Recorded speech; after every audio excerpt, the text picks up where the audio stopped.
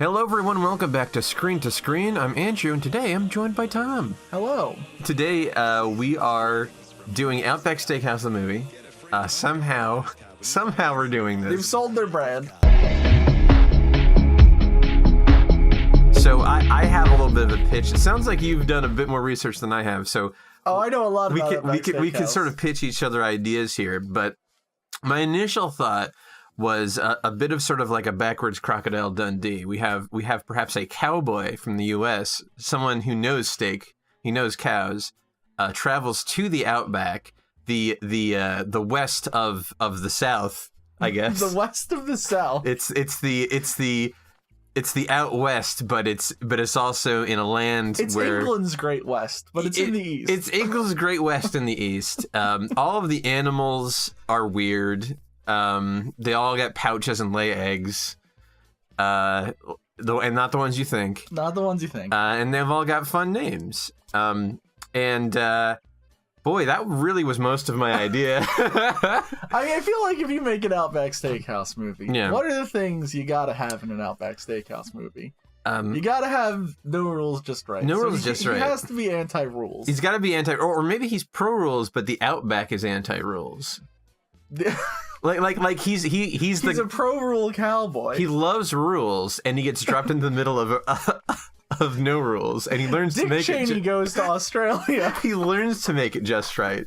Like that's his character arc. Yeah, that's probably the character arc. Is he goes to Australia and he learns that rules are not what they're cut out to be. All right. We also have to have that onion that's just looking at us from the top corner of the screen here. Yeah. No, we definitely have to have the Bloomin Onion. You gotta have the Bloomin Onion. Is he a cowboy of the past, as the time when cowboys existed, or is he a modern cowboy? That's a difficult question. Because I don't know the history of Australia well enough to know what would happen if a cowboy went to Australia in the times cowboys existed. Yeah, I'm gonna apologize to anyone listening to this from Australia. I know almost nothing about your country. All I know about Australia's history is what I saw from the movie Australia that I promptly forgot a week after I watched it. That's about all you need to know. What if this Australia is as Australian as Outback Steakhouse is, which is to say not very. Not very at all. I mean, we are the right people to do this because we don't know anything about Australia, and neither did the person who made the Outback Steakhouse. Yeah, it's perfect.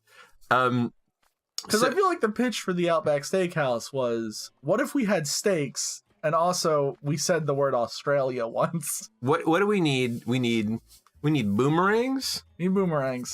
We gotta have Paul Hogan, Crocodile Dundee. We gotta have him play a cameo. Yeah. Just like they're like at a gas station or something. Why would a cowboy have to go to Australia?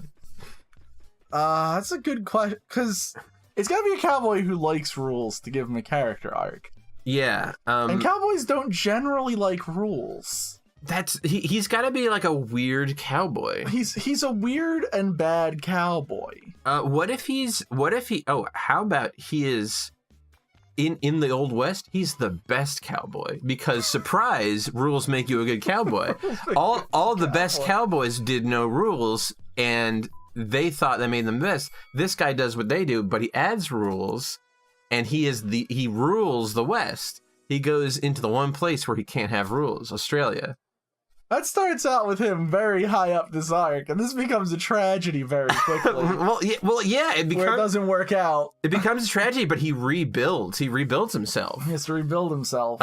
I feel like, I mean, if we're doing historical, again, like my knowledge of Australia is not great. They were criminals. From England. Criminals from England. No rules. Mm-hmm. Like they're the lawless. It's the lawless land, and that's where the cowboy maybe like.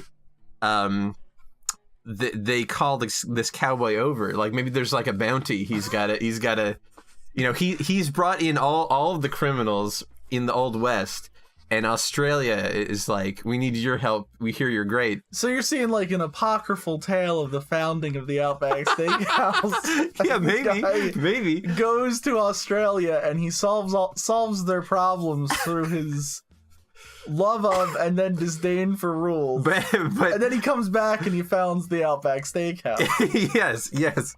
They both learn from each other. He learns about rules, and they learn about steak. Okay. Because there was no steak in the Outback before this guy shows up.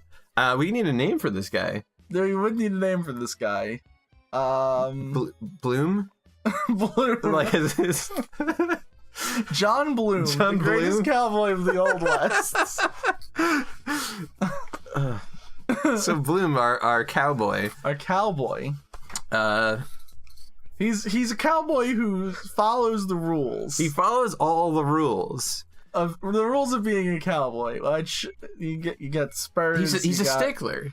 He's a stickler. Like someone's like selling whiskey on a Sunday or something in this old like cowboy town. You can't have that. And it like the scene is like, it's the saloon. You have the old honky tonk piano, and everyone's having that whiskey. And all of a sudden, like the doors swing, and Bloom walks in, and it's like, I reckon you're serving whiskey here, and this is Dry County on Sundays. It's like, Bloom, you always with your rules. It's like, well, you need rules. I wouldn't be the best cowboy in the Old West without rules. Is he a good cowboy or is he a bad cowboy? Do you mean like morally good or like good at being a cowboy? Good at being a cowboy. Maybe he's just a real shitty cowboy who's yeah. I follow all the rules and no one can get through to him that he's... Yeah. He's actually a terrible cowboy. What if he's a really good like hero? Like he's good at bringing in the bad guys, but he's bad at being a cowboy. Okay. And then people are like, you gotta lighten up, Bloom. You gotta lighten up. It's it's a little more. Being a cowboy is about the carefree attitude of the Old West. He's a bit of a stuffed shirt cowboy. They call it the Old West back then. They do. The current West. I feel like if any movie would call themselves the Old West, it would be Outback Steakhouse, the movie. Can there be a prospector in this town named Old West? There absolutely can. But he's got to get out of the Old West pretty fast. Yeah, he does. We're not paying for those good Californian vistas. We're paying for him to get on a boat to go to Australia. Which will be filmed in California. Surely. But the inciting incident has to be like a telegram. It's like, they need you out in the Outback. He's like, Outback? What's that? I don't even know what the Outback is. He doesn't even know what it is. He doesn't know what it is, because like that's a thing that people didn't know much about Australia back then. He also probably knows a thing or two about steak. He probably knows a thing or two about steak. Maybe he likes his steak well done. Maybe he likes his steak well done. And he needs to learn not to do that. That's an important lesson for movies to teach us. Yeah. The well done steak is bad. It's bad. So like he's at the saloon and he's eating a well done steak. It's like, Bloom, your well done steaks. Them's the rules, I reckon. That's how Bloom likes the steaks. That's how Bloom likes the steaks. What if because he's so obsessed with rules, it gets him into trouble? Where like what he does is like he finds an outlaw and it's like, I'm gonna return you from whence you came. It's like, I'm the Outback, and it's like, well, I guess that's what I gotta do. Them's the rules. Okay, so he arrests an Australian person. Yeah.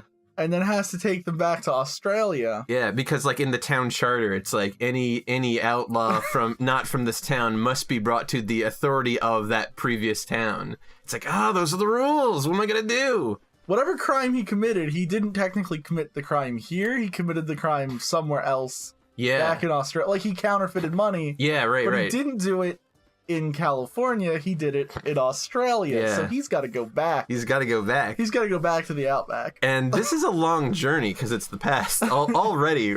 Right off the bat, we're talking maybe like years. I don't know how long it would take. Well, it's not going to be quick. Certainly more than months, I would think. It'll be probably a couple months. Like it would be a while. You need like a boat and stuff. Yeah, he'd have to charter the boat. You'd have to charter a boat. Or get onto the boat. And I don't know how many boats went from California to Australia. Probably not many, if any. It doesn't seem like a great path, but... So... After a very long boat ride, he gets back to Australia, And now we've passed the inciting incident. That was the arrest. He gets to Australia, and now we're sort of coming up on this sort of rules meets no rules. Yeah. Because the Outlaw's no rules, and the Outback is no rules. Now he's on the Outlaw's turf. Yeah, it's not good for him. No. He's in the world of darkness. And I feel like at some point, Act 2 is going to break, and I need to know what is Act 2. I think on the trip, he's going to befriend whatever Australian villain he's bringing back, who's kind of a good guy, but just a real... He's a scamp. Yeah, he's a scalawag. And Yeah. But they become friendly. But then they get back to Australia, and it becomes a little rougher, because now this guy, there's no rules in Australia. Yeah. So this guy's keeping him, and you can't do that. Right, so he probably beats him up and leaves him for dead. For one of the many, many animals that we're going to throw at this guy. Oh, yeah. Oh, I could see some sort of... All right, there's some sort of misunderstanding, whatever, and they're like tied to like a post in quicksand or something together, and he's like, I can get us out of this, but you're gonna have to team up with an outlaw.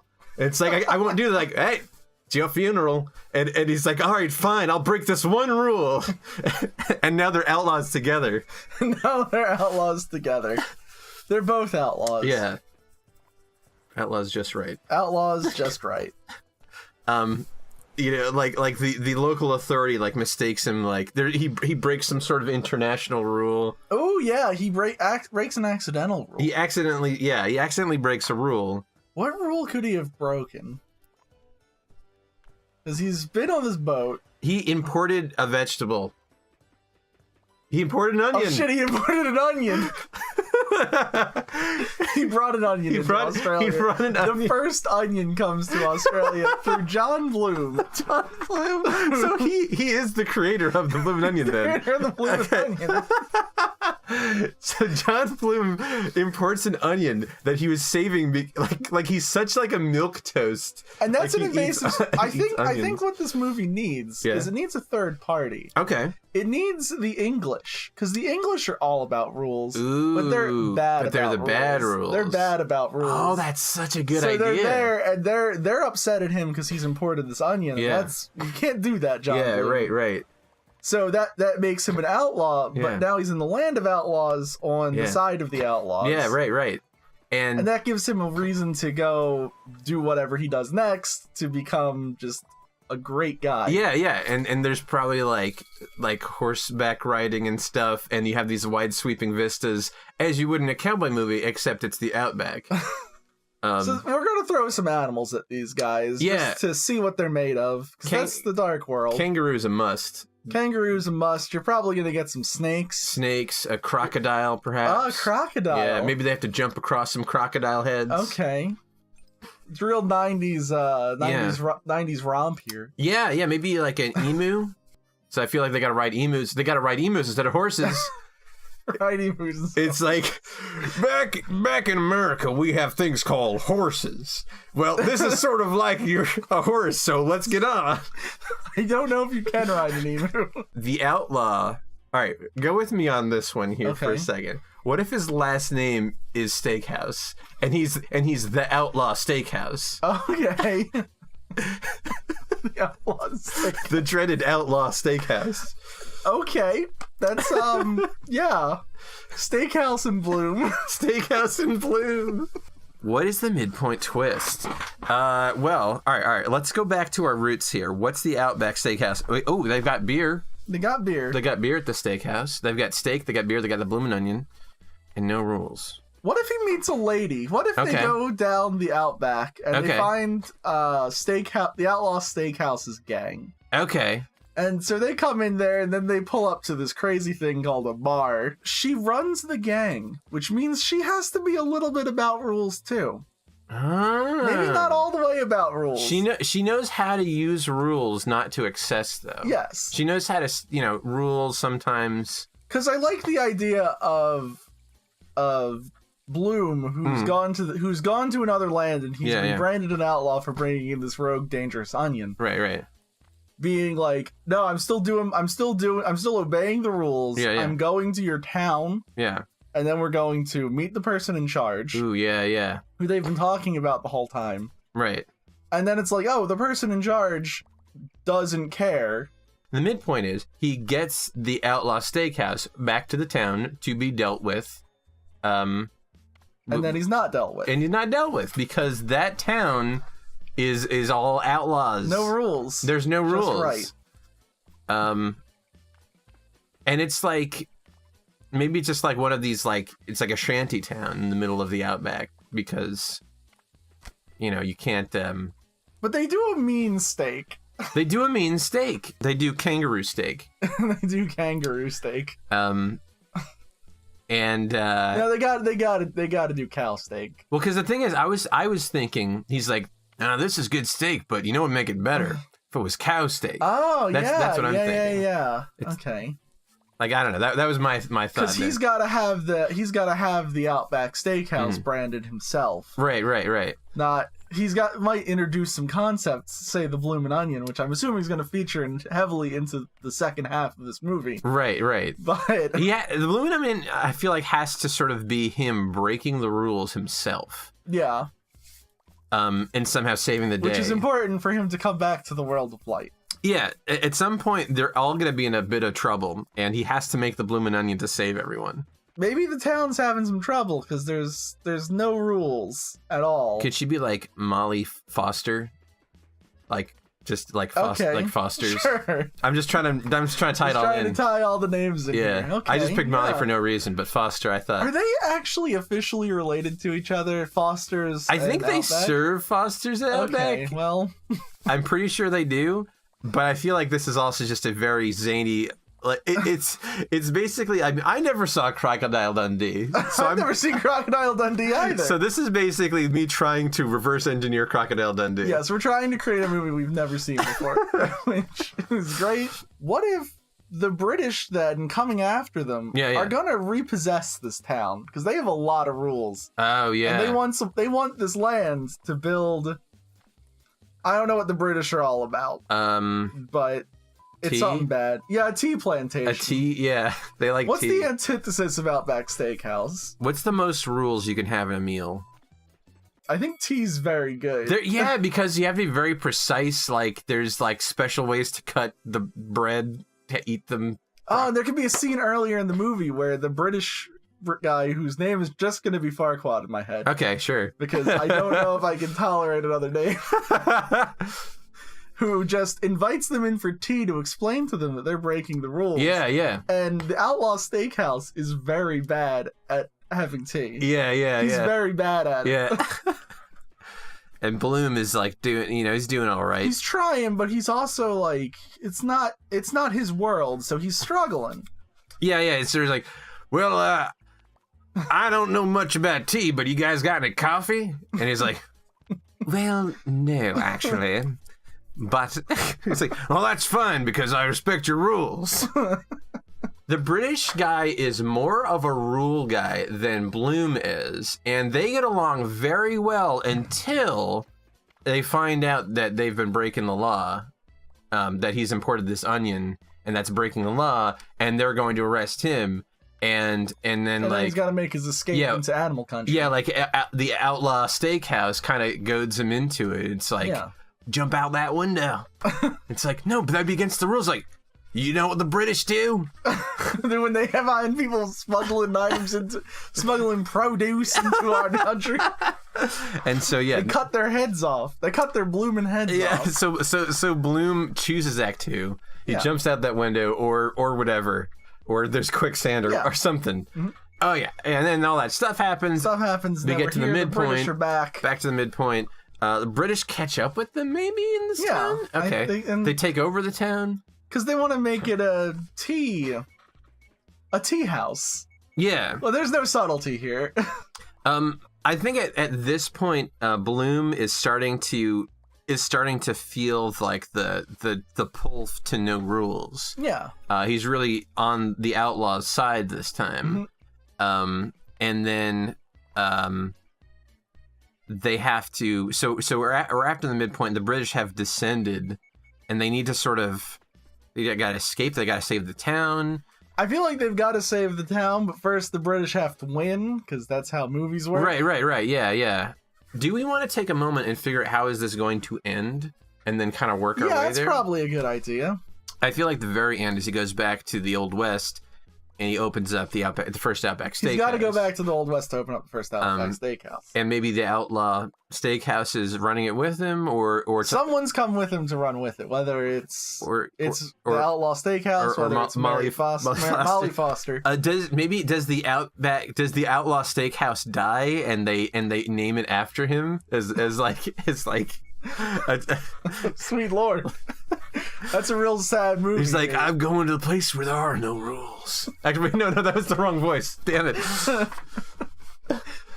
I mean, I don't know. Is it like maybe he dies, but then he comes back? Like they do this whole thing, and it's sort of like, well, we named it after the Outlaw Steakhouse because he was a great guy, and their business is booming. Business is blooming. Business is blooming. And then like they're mopping up at the end of the day, and they're reminiscing about their good friend, and you hear like, it's like, is this place still open? And they're like, what? It's like, I'm not dead. And then credits. And then the sequel hook.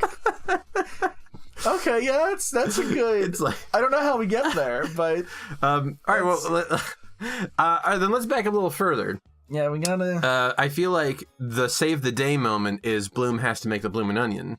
He's got to make the Bloomin' Onion. And to thwart the British somehow. I don't know who was the monarch of England at that time. I think it was Victoria. Yeah, I think it was Queen Victoria. Queen Victoria shows up, and they have to cook her the perfect meal. They have to justify importing this onion. Queen Victoria will not take no for an answer. Okay. So the reason they have to build this tea house up here is because it's actually in a very beautiful part of Australia. It has a beautiful overlook of the water. It's just a lovely place. And they want to build a tea house there so that they can feed Queen Victoria. Oh my gosh. It doesn't have to be Queen Victoria. It could be like just a big wig. A big wig. It could be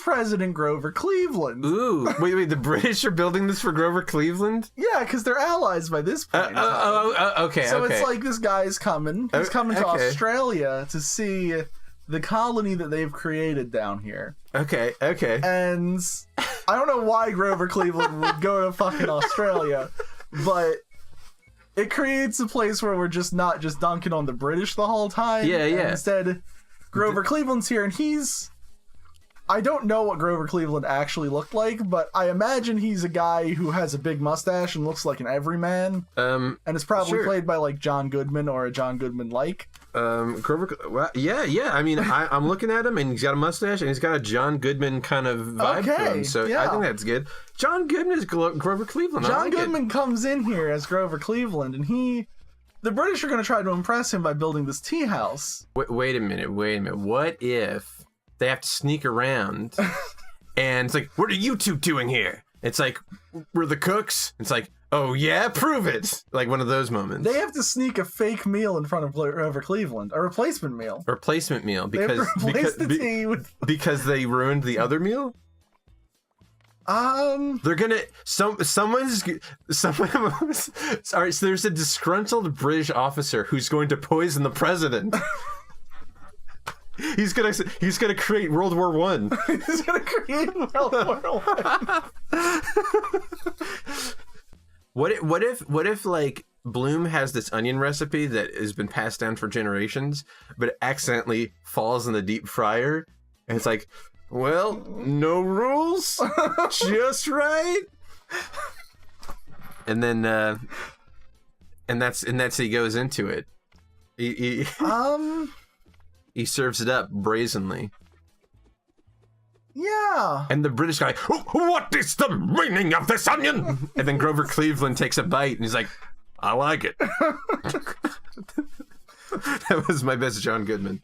I don't know if it's necessarily a cooking competition, but there has to be a situation where, like, maybe the British are only going to destroy the town after, they're going to destroy the town to make something to commemorate the visit of Grover Cleveland. Yeah. What if, they get caught, they go to court, and we could do the big funny wigs that they do in England to this very day. Oh. I want to have that one of those. You want to have some big funny wigs. Yeah. And one of, like, the... Maybe Foster, she's the lawyer. Okay. Like that's like her thing. Surprise, she's also a lawyer. And they have to prove that they brought this onion across the border to make for the president. And they have to prove, like, all right, well, what's your big recipe? That could be the Hightower surprise. Yeah. Where it's like, well, okay, so you foiled us with Grover Cleveland and you made a mistake and he likes that. But you still brought this onion in and we're still going to have to feed you to the kangaroos. Yeah, right. And it's like, well, I brought this here for him. Yeah. And it's like, all right, what are you going to make with that onion? And then he's like, I call it the, and he looks around the room and he sees a mirror. The Bloomin Onion. And so then he has to cook up the Bloomin Onion. And he does, and it's delicious. It's delicious. And the Outlaw Steakhouse makes the horseradish sauce. Or whatever. What is it? It's like chipotle sauce? I have no idea. It's good sauce. It's good sauce. I don't know what it is. I also have that good bread, too. I like their bread. They got that good It's bread. got that pumpernickel. That good brown bread. Yeah, it's good. So maybe that's there.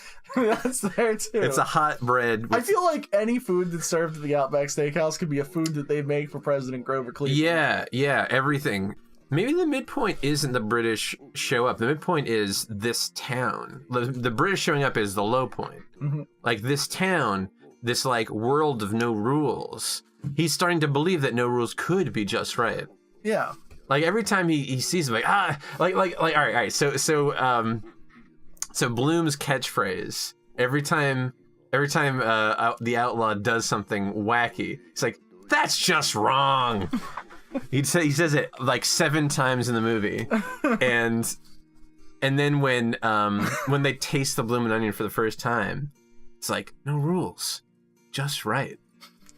That's... Oh, God. Can Grover Cleveland give the medals at the end? Sure. Grover Cleveland can do whatever we want him to do. Boys, you've done it again. This is the best damn onion I've ever had. Because that's the thing, though. Grover Cleveland does hate onions. Oh, yes! Yes! That should be, like, in the first scene, like, Bloom is reading a newspaper, and it's, like, the headline. It's, like, Grover Cleveland hates onions. And, like, we put it subtly in there. And it's like, it in there. It's, the news about Grover Cleveland hating onions. Like, you know. That's never going to come up. And, or if, like, they're in the middle of like a scuffle and there's like a scorpion crawling on him. It's like, oh God, it's a scorpion!